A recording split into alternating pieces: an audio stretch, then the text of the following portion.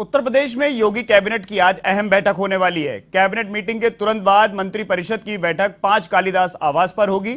इस बैठक के बाद सीएम आवास पर ही सीएम योगी परिषद के सदस्यों के साथ ट्रांसफर पॉलिसी पर चर्चा कर सकते हैं। प्रदेश के लाखों राज्य कर्मचारियों की निगाह आज कैबिनेट की बैठक पर होगी। आपको बता दें कि उत्तर प्रदेश के करीब 2 लाख कर्मचारियों के लिए कैबिनेट से खुशखबरी आ सकती है। अब एक जिले में 3 वर्ष और एक मंडल में 7 साल पूरे करने वाले समूह का और खा के स्थानांतरण के लिए सरकार प्रस्ताव पर मोहर लगा सकती है। इसी नीति के तहत हर साल करीब 20% कर्मचारियों का तबादला होता है। इस साल कम से कम 2 लाख कर्मचारियों का रूटीन में तबादला हो सकता है।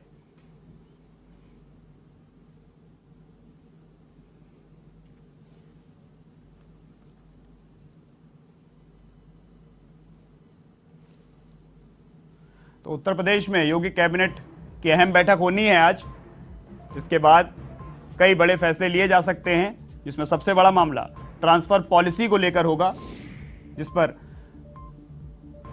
योगी मंत्रिमंडल की आज मोहर लग सकती है, कैबिनेट की मोहर लग सकती है। बैठक है आज, बड़ी बैठक बताई जा रही है।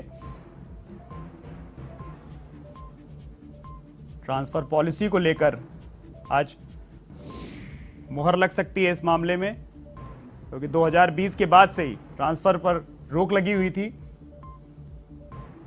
जिसके चलते आज प्रदेश के करीब 2 लाख ऐसे राज्य कर्मचारी होंगे जिनकी नजरें इस अहम बैठक पर बनी हुई हैं।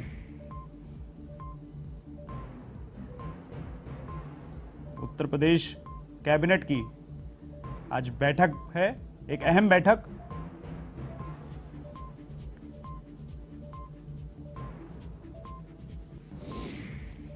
और इसी खबर पर अधिक जानकारी के लिए उत्तर प्रदेश स्टेट हेड अमरीश सिंह हमारे साथ जुड़े हुए। अमरीश, एक अहम बैठक बताई जा रही है, कई बड़े मामलों में मोहर लग सकती है। अगर बात करें तो ट्रांसफर पॉलिसी पर आज एक अहम जानकारी सामने आ सकती है। अमरीश।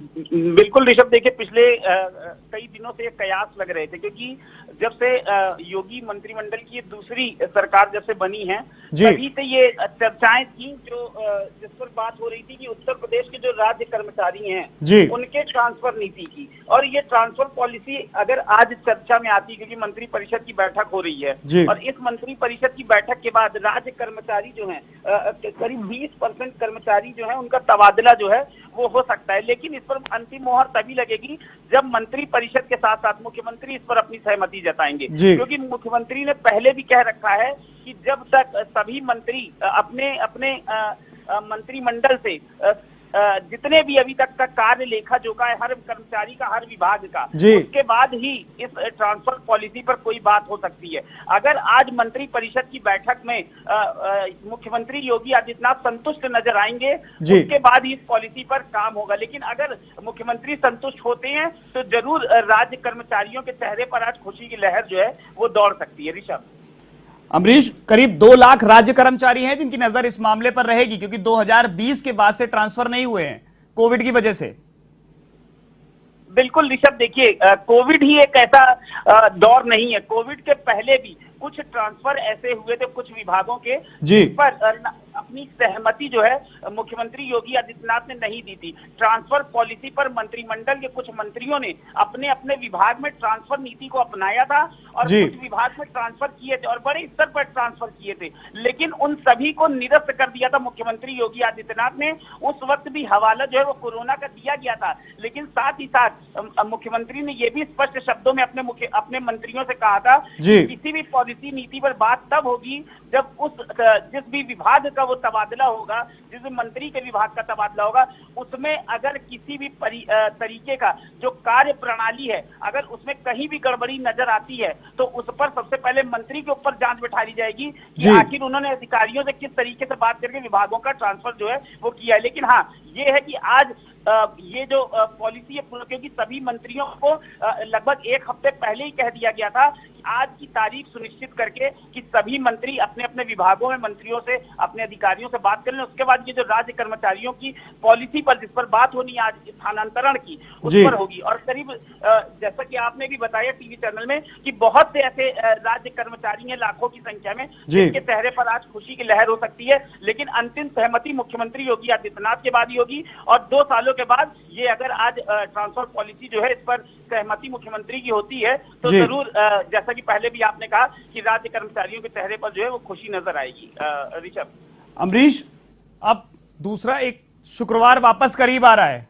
बीते 2 शुक्रवार को उत्तर प्रदेश के कई जिलों में बवाल देखने को मिला, हालांकि उसके बाद बैठक हुई थी, तो क्या इस बैठक में भी कोई अहम फैसला दंगों को लेकर आ सकता है क्या?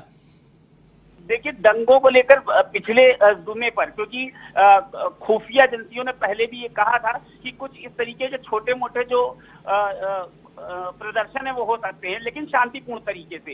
लेकिन जिस तरीके की यूपी के 8 बड़े शहरों में जिस तरीके से प्रदर्शन हुए थे और उसके बाद डीएम एसएसपीओ की बैठक हुई थी, साथ ही साथ सीधे शब्दों में, कड़े शब्दों में उत्तर प्रदेश के मुख्यमंत्री ने डीजीपी और अपर मुख्य सचिव गृह अवनीश अवस्थी दोनों को ये बुला के कहा था कि ये जो आज का प्रदर्शन और जिस तरीके से प्रदर्शनकारियों ने खासकर छोटे बच्चों को फोकस करके, टारगेट करके पत्थरबाजी करवाई है, इस पर तुरंत लगाम लगाई जाए और उसी के दृष्टिगत करीब 300 से अधिक की गिरफ्तारी जो है अभी तक हो चुकी है और उसमें जो मास्टरमाइंड थे उनके घरों पर बुलडोजर भी चल चुकी हैं। तो जरूर इस पर बात होगी, लेकिन आज की जो बैठक है वो ट्रांसफर पॉलिसी को लेकर ही है। हाँ, लेकिन शुक्रवार के बाद से मुख्यमंत्री रोज टीम 11 से फीडबैक ले रहे हैं और अब जो नजदीक आने वाले जुमा है उसमें ऐसी जो जिन मस्जिदों के बाहर प्रदर्शन हुए हैं और पत्थरबाजी हुई है उन मस्जिदों के बाहर हो सकता है कुछ लगाम लगे और सिर्फ उन्हीं लोगों को जाने दिया जाए जो एक लिमिटेड संख्या में लोगों को ही